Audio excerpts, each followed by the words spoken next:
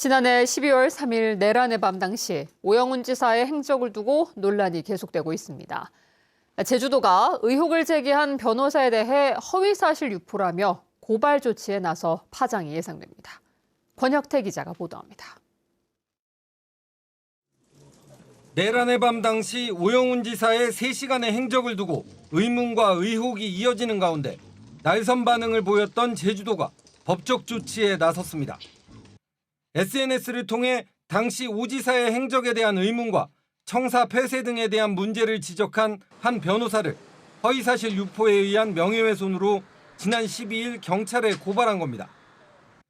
정례 브리핑에서 강재병 제주도 대변인은 명백한 허위 주장이며 도지사와 제주도청 소속 공직자들의 명예를 심각하게 훼손하는 행위라고 판단했다고 밝혔습니다. 당장 당사자인 변호사는 강하게 반발하고 있습니다. 계엄 선포 후 오 지사가 도청에 나타난 시각과 제주도가 스스로 발표한 자료를 근거로 정치인에 대한 비판을 했을 뿐이라는 겁니다. 폐쇄된 제주도청이 계엄군의 손아귀에 넘어갔으면 정말 끔찍한 일이 벌어졌을 것입니다. 제주도청이 폐쇄되었다라는 표현은 도민들의 근거 없는 의혹 제기가 아닙니다. 제주도에서 배포한 보도자료에 분명히 행안부의 지시에 따라서 제주도청이 폐쇄되었다라고 명시적으로 기재되어 있습니다. 특히 이 같은 고발 조치는 국민의힘 소속 광역지자체에서도 없는 것으로 파악됐습니다. 저희는 지금 고소나 고발 진행하고 있는 거 없다고 하더라고요.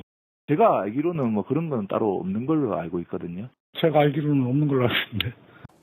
지난 3일 긴급 브리핑과 도지사 기자 간담회에서 내놓은 해명에도 의문이 좀처럼 사라지지 않자 내놓은 대책이라는 비판도 나옵니다.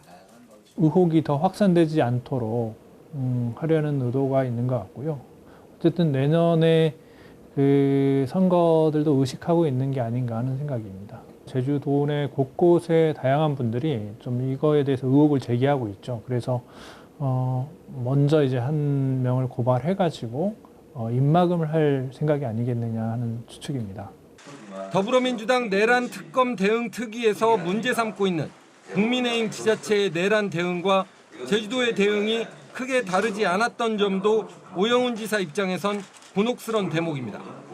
행정안전부가 지방자치단체의 내란 가담 행위에 대해 조사에 나선 가운데 이번 고발 조치가 어떤 파장을 낳을지 주목됩니다. MBC 뉴스 권혁태입니다.